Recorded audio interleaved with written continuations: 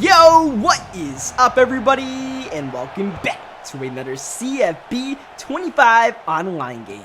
By the way, I'm trying to figure out whether it's better to say CFB 25 or college football 25 in the intro. Let me know. I think college football 25 sounds like it goes smoother off the tongue.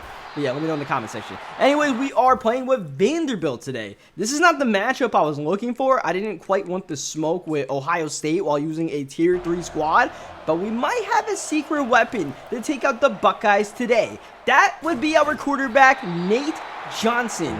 Nate Johnson is he was the fastest quarterback in the game until he got injured and now is -8 speed. But still, Nate Johnson is still pretty quick. Open field, he's racing by the first wave of defenders, juking outside, and the only thing that's going to stop Nate is the sideline. So, yeah.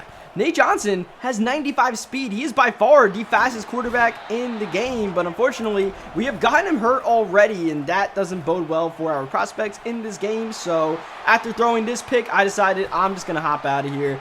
Ohio State might be too much for us to handle, so we're going to re-roll for a different opponent and hopefully a healthier quarterback and see what 95 speed can do for us as opposed to 87 or whatever we were working with after that injury. Now, we didn't get a much better opponent as far as our prospects of winning the game, but, you know, we'll see what we can do against Michigan. We'll see what Nate Johnson can do to try to carry the team on his back. I believe the second fastest quarterback in the game is 92 speed. Correct me if I'm wrong. I believe there's one or two quarterbacks with 92, and then you got like Milrow. And the quarterback that we'll be playing against, Alex Orji, who are 91 speed, as Johnson swerves the user, still on his feet. And once again, the only thing stopping Nate is the sidelines. I got to use the sidelines to protect my quarterback here. High risk of fumbling, of course, you know, running with a quarterback as opposed to a skill position player. And apparently a high risk of injury, as we learned in that last brief game against the Buckeyes. Blitz incoming and pressure bust pipes. What would happen if we actually had to pass the ball? Apparently that is what would happen. Now, the pass wasn't a perfect pass, but I don't think that really mattered. That was pretty well covered, as speaking of injuries, we actually injured Donovan Edwards in this game, and the backup running back proved to be just as good as he took that screen pass to the crib. We're facing a deficit, not exactly what we were looking for against Michigan, though this will help. Great starting field position, and we'll run a QB blast with Nate Johnson. Of course, I'm trying to find all different ways to use the electric young quarterback's 95 speed to our advantage. Another quarterback blast. Probably not going to work too well against Michigan's defensive line, so watch this. Man, 1, 2, 3 dudes shedding at us. We're not going to have much time in the pocket, so it's a good thing, I suppose, that we have a mobile quarterback. The problem is, what happens when we have to pass the ball so far? Absolutely nothing. It's 4th down and 9, and oh man, immediate pressure off the double team, and poor Nate Johnson's just got to let that one fly for a hope and a prayer. I'm not going to lie, that probably had a better percentage chance than we could have hoped for a 4-man rush getting in a nanosecond, but Nate's arm probably not going to be the desirable option for us to try to throw it downfield. We're using him for 95 speed, not 95 throw power, right? As we're going to step up, get away, and right before the end of the first half, Nate Johnson perhaps trying to get us into field goal range. We need it badly as we escape the first wave. Johnson open field. He's got wheels for days, but unfortunately his ball handling not going to work out so well in traffic. That's a lost fumble, and yeah, big loss opportunity for us to at least get some points before the end of the first half. Our only chance now is to onside kick the ball, which works. We get the onside recovery. This dude I was playing against was smartly just clocking the game out, running the ball against this Vandy defensive line that is not built to be playing against Michigan. So I don't want him to have the ball and clock out the rest of the second half. So we get the onside kick, and now we have one chance at it. Nate Johnson already has 100 rushing yards in this game. But does he have any time in the pocket? The answer is absolutely not. As second down, trying to swerve the user, but it's probably going to cost us a chance at getting the first down. So 3rd down, blast up the middle. We get blasted instead. This is pretty much 4th down in the game. If we don't get this, you can pretty much wrap this one up and send it in the to-go bag. And that's exactly what we are going to do as we throw the interception. I'm not going to lie, I thought A was on a drag route, but once again, I'm not sure if it would have even mattered if it was a drag and I threw it on time, right? I'm not sure that would have been open anyways. It looked like that dude was covering it pretty well. So, yeah, that game was an absolute disaster. So what I decided to do for this game now is to switch up my matching to a Tier 2 team. Even though Vanderbilt, they're a Tier 3 team, we're going to give Vandy a little bit of a challenge. We're still going to go against the Trojans. It's still an absolute mismatch, but it's not like Michigan or Ohio State or Alabama or something like that. So maybe we'll actually have a shot as we'll get the run here. This is O'Neal running the wrong way and losing 4 yards on the play. And I feel like our defensive line actually has a chance to stop the run, so that's a lot better than what we were doing against Michigan, because that game I was feeling absolutely helpless to the point where, yeah, you guys didn't even see it. 3rd down, Moss with the step of the run, and he's got the 1st down. Oh, and he takes a hit afterwards. Be careful, buddy, as O'Neal's going to get another carry, but we are locking up the ground game, so he'll have to pass it. And pass it he shall. Over the head of the linebacker all the way to the 4-yard line. We don't want to be working at a deficit, but it looks like that's exactly what we will be facing, as my opponent's 1 yard away from the inevitable as we start the 2nd quarter. But a new quarter means a new Vandy as we make the tackle for loss. 3rd down, the blitz is in. Sewell getting home, and that is Sewell, as we will hold our opponent to a field goal, and it looked like we were just going to be giving up an easy touchdown. You know, we'll take stops for field goals. It's just, can we score points on offense? Nate Johnson has been explosive, but our problem has definitely been finishing drives off, especially when we face 3rd down. It's like, yeah, we can't just run around with our quarterback.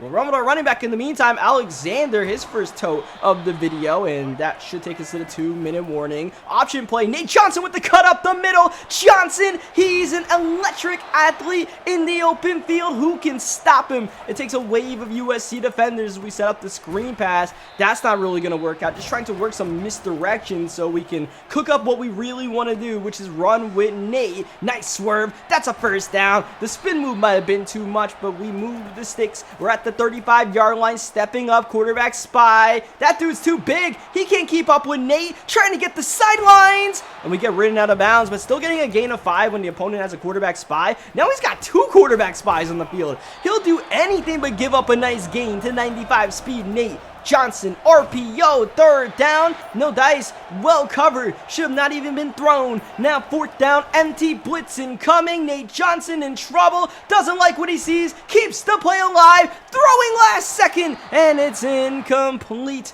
for the turnover on downs. I'm not gonna lie, I kind of panicked in the pocket right there and tried to run away. I made my decision. I was going to try to outrun the free blitzer when I recognized it was cover 0. That was the wrong idea because both the dig routes got open.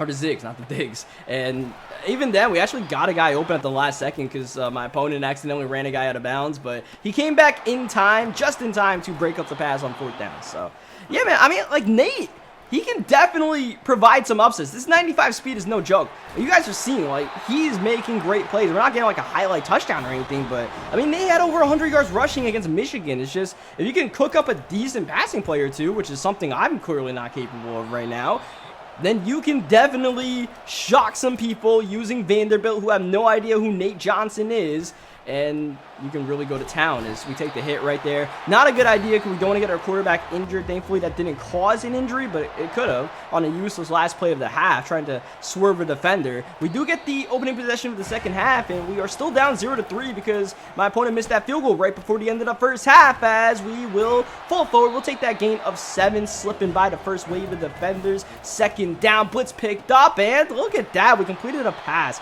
That might be, what, our 2nd of the whole video, as we once again run this option inside. And I mean, I think my opponent's also playing the ball carrier outside, so that really works to our advantage that we have this great blocking inside, we have numbers inside, and we have 95 speed working inside, most importantly, as we're scrambling away 2 quarterback spies. That is not enough for Nate Johnson. How, Sway? How? 2nd down, design run, looking for the block, but it doesn't materialize. 88. I know you're not built for blocking, but I need it one time. Now it's 3rd down. Now we gotta let one fly to the other team. Nicholson's got the interception on poor Nate. I don't know if that was my bad or what, but I thought that slant got by the defender, but then the ball just fell behind. So I don't know if that was just, you know, a doomed play or if there's something I did wrong, but yeah, we are doing a lot wrong right now as we're on our way to lose this game. O'Neal, we saw this before. My opponent trying to put the finishing touches on the ball game. He couldn't convert at the goal line ultimately. Let's see if we can get one more stand. Hold him to a field goal. 3rd down and 7. Can he even get the 1st down? No! no, he's picked off instead. Have no fear, McPherson is here. The quarterback to beat, he swerves him. Now he's on his high horse, breaking the tackle, coast to coast for the touchdown. Just what Vandy needed. The offense can't provide points. The defense will get the job done. Alan McPherson put on his cape and went to work. With 2:17 remaining, let's see if Vanderbilt's got one more stop in them. Because if we do, that could be good enough to win the game, and we might not even need Nate to do anything special today.